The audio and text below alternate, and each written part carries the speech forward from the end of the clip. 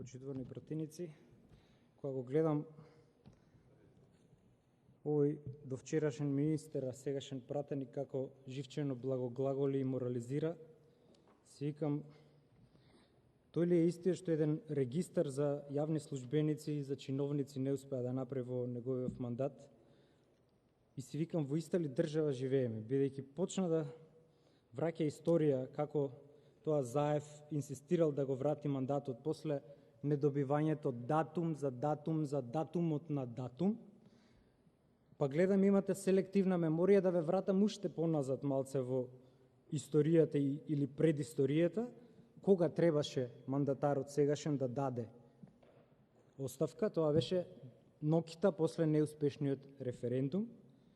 Требаше да го вратите мандатот, а не капциозно и, да ме прости ЛГБТ заедницата, педерски да играте до крај.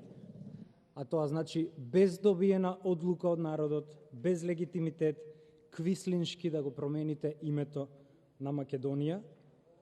Така прават државниците, почитуван колега, така направи Шар де Гол, но трговците поединци од Струмичко прават поинаку.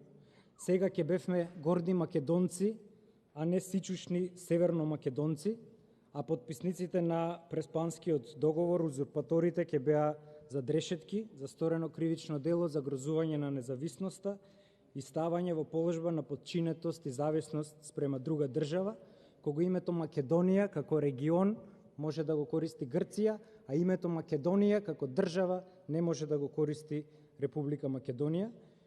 И со тоа ќе завршам.